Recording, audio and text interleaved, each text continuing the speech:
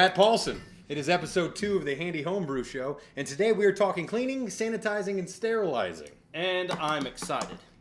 Yes, you clearly are. But before we do that, a few updates. We are a borderline internet phenomenon right now. I can feel it. I can really feel it. In your bones. In my bones. It's in the bones. Yeah. 12 new subscribers, over 100 views in a week, and I don't want to brag, but the FCC has not shut us down yet, so we are doing That's a good thing. We are doing something right. But today we're actually talking something useful to you as the brewer.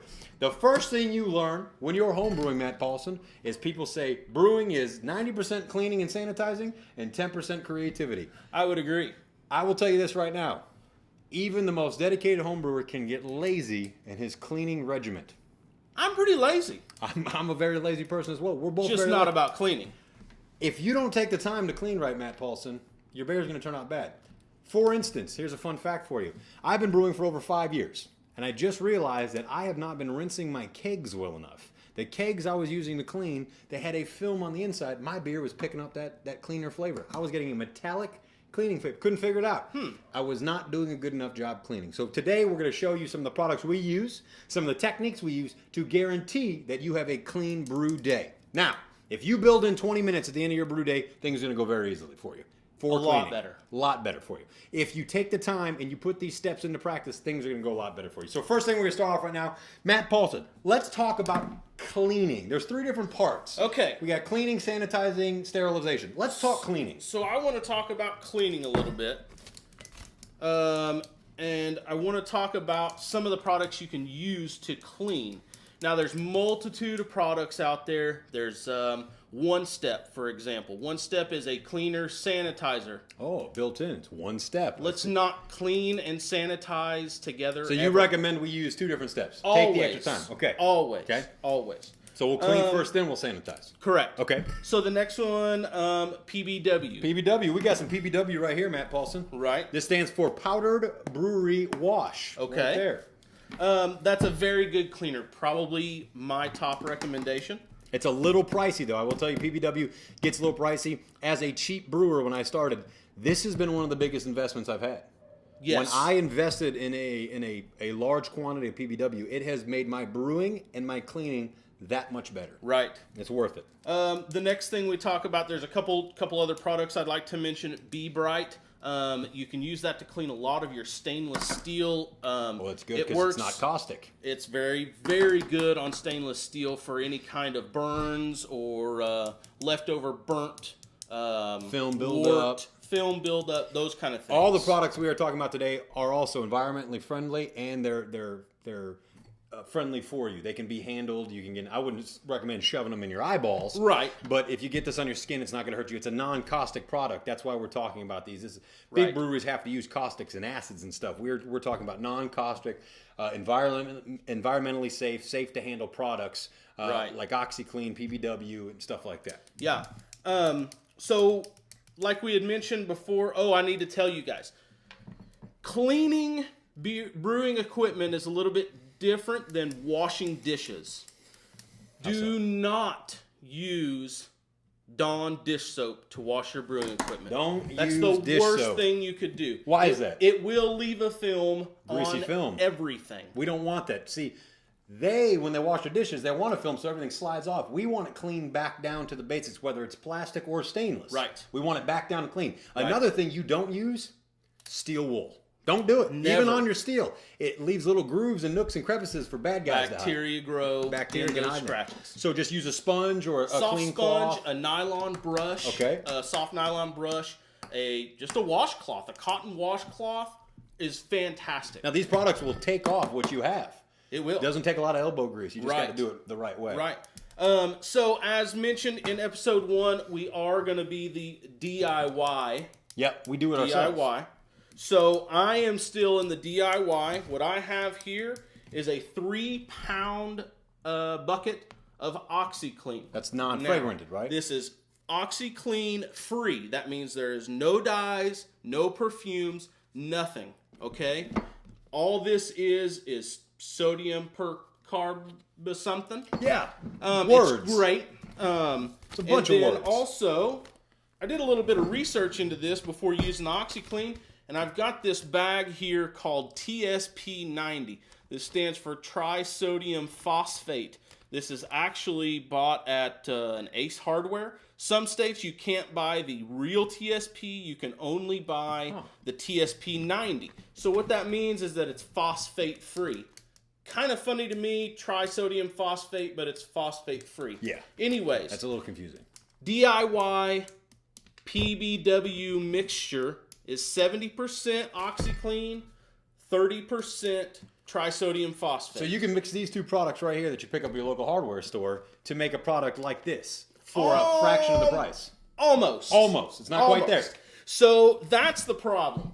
Right now there is one ingredient missing from my OxyClean TSP mixture, and Dustin's PBW has it, and it's called a chelator.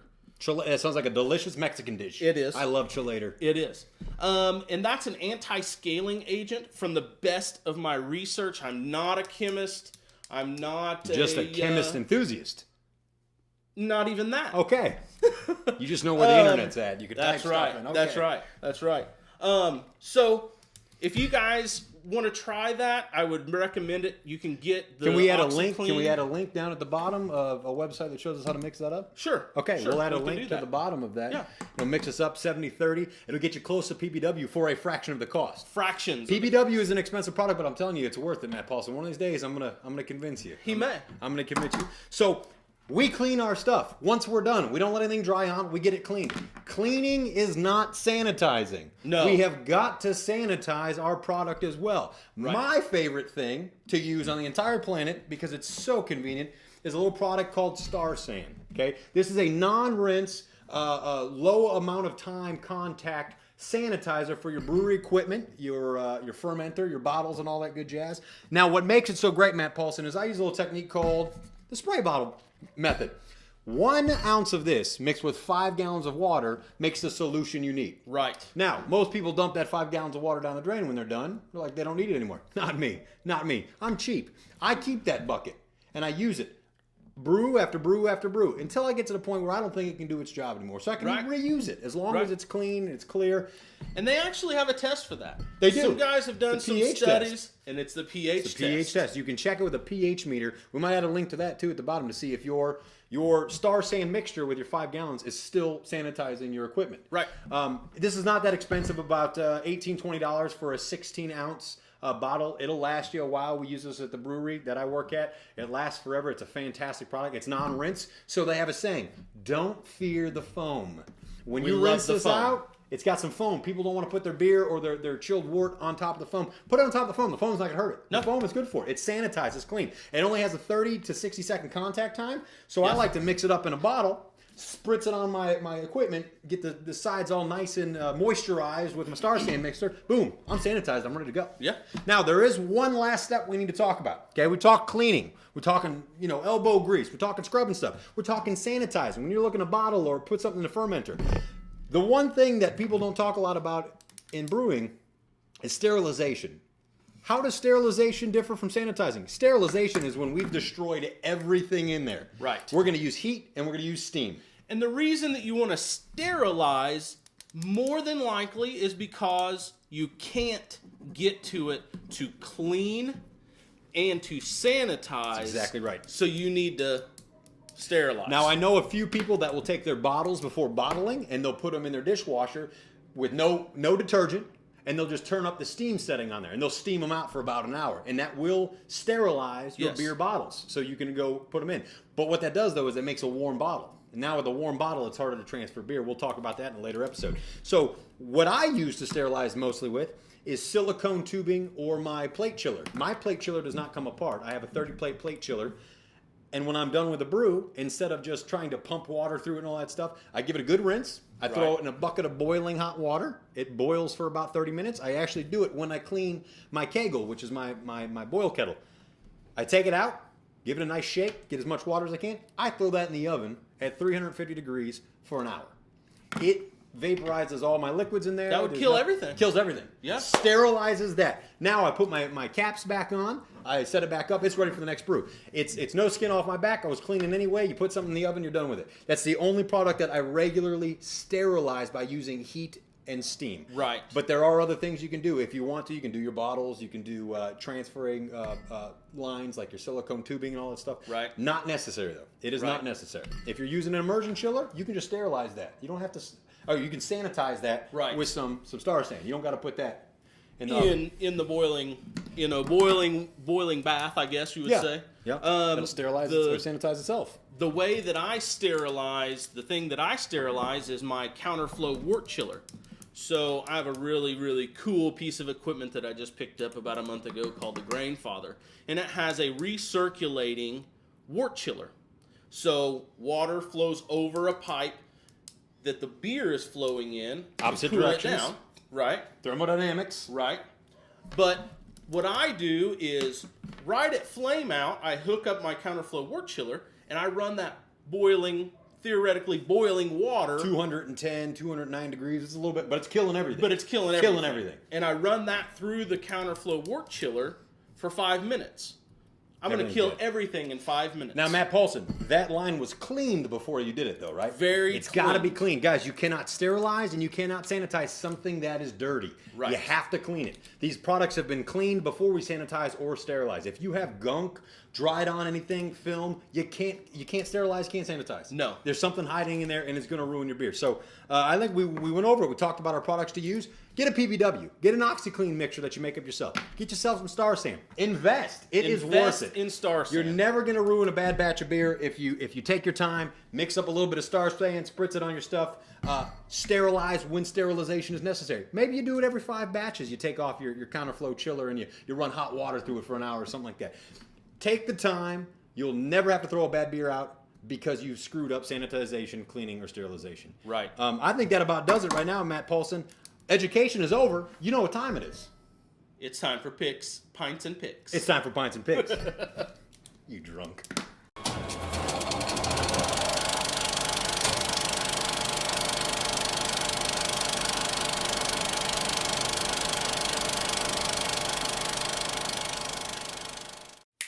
Pints and pick number 2. Matt Paulson, I'm excited today. Today we're working with some beer.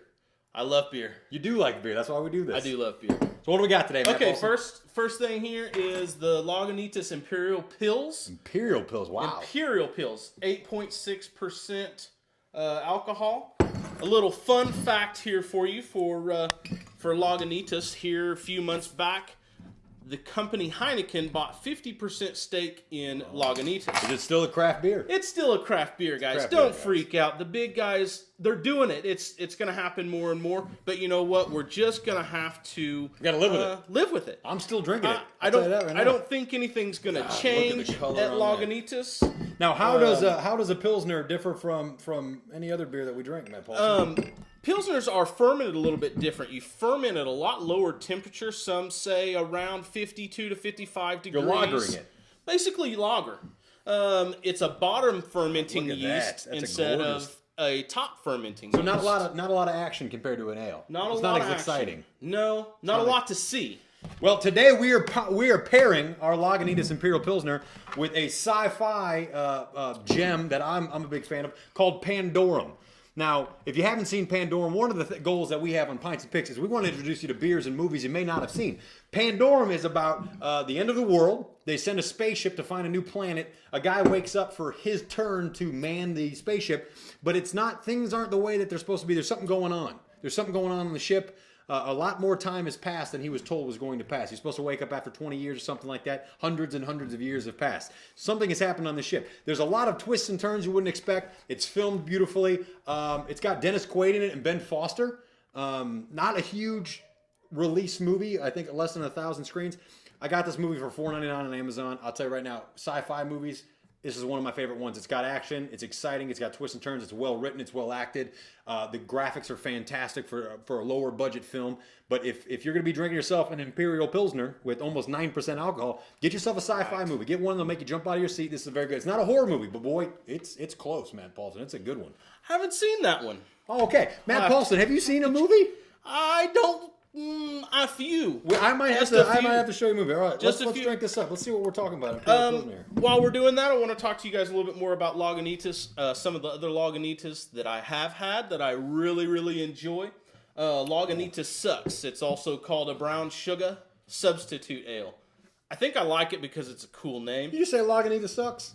Lagunitas Sucks. Oh, okay. Another one is a Lil something something ale. Little something. Very good pale ale. I don't get it. Okay. I don't get it. And then they also have just a regular Pils. I'll tell you this one right here.